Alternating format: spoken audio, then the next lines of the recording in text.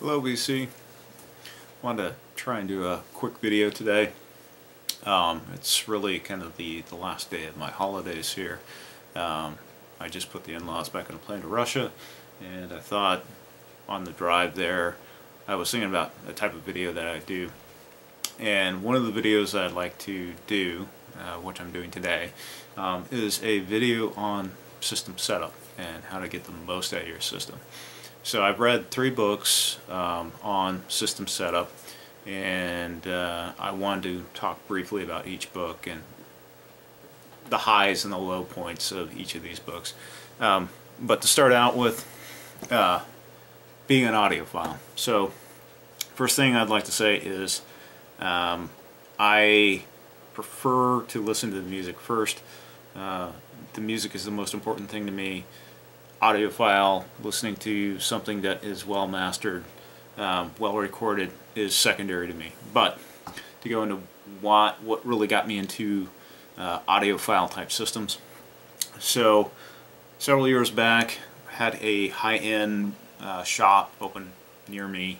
In the shop they had a $60,000 system set up, and I went into that room, and what was playing?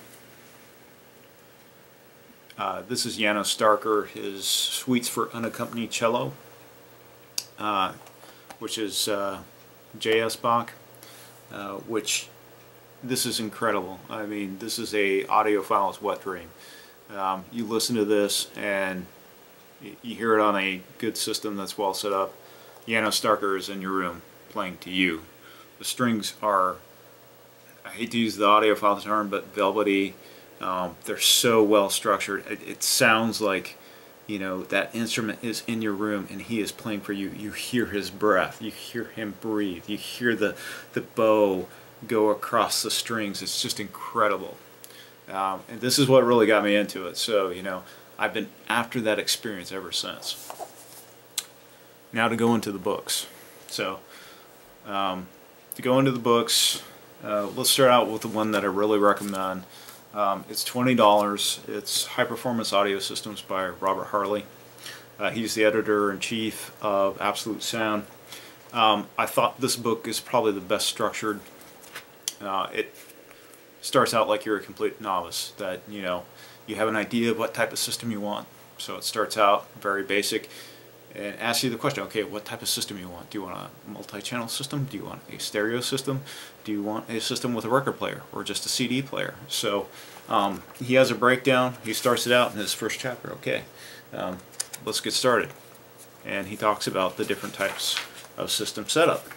Then he talks about the different components. What is a power amplifier? What is a preamplifier? What is a phono amplifier? He goes into turntables. He talks about the different types of turntables. Direct drive, belt driven. What you should look for. What's the different types of cartridges?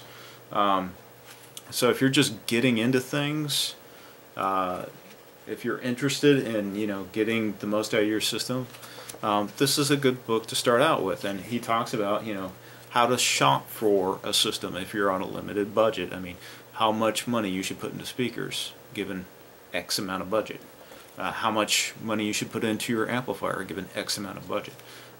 He talks about, you know, the different terminology. So if you start out and you're reading one of these things, they're going to use a lot of acronyms, a lot of terminology that, you know, you got to really research to understand what's in some of these articles.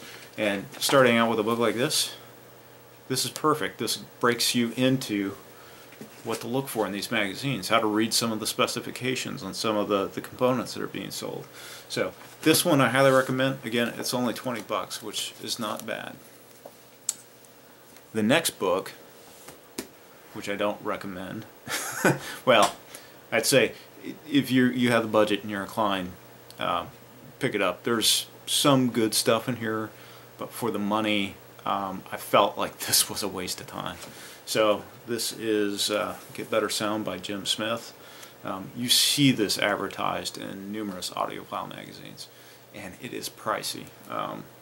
This book is 44 bucks, and they got a DVD set to go with it. So the book, there's a lot of tips in here that are good.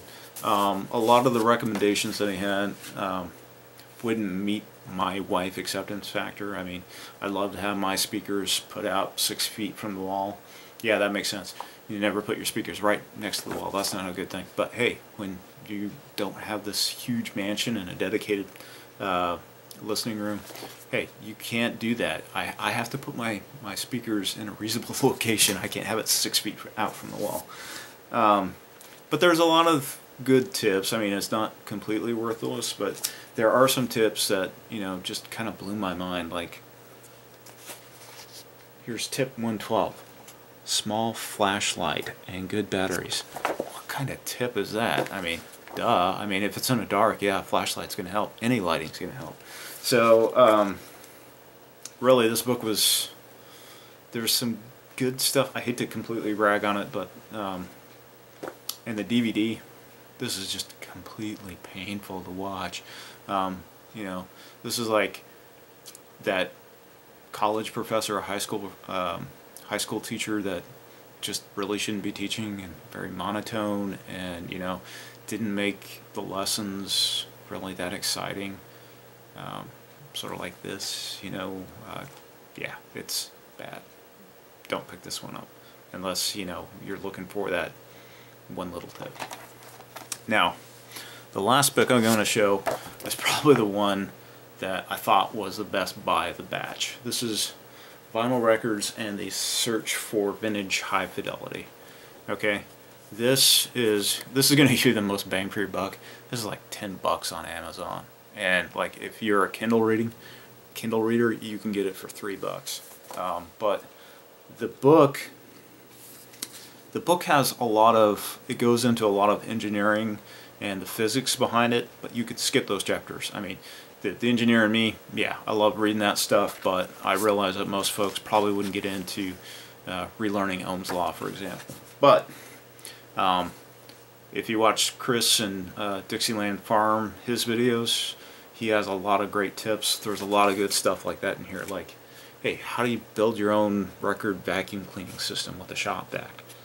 Yeah, this is cool stuff. And I mean, here, you know, one of the things that he recommends is buying a Techniques, an old Techniques turntable. Yeah, DJ Classic. This is the turntable that all DJs want to have. I mean, he has recommendations for damping the resonance.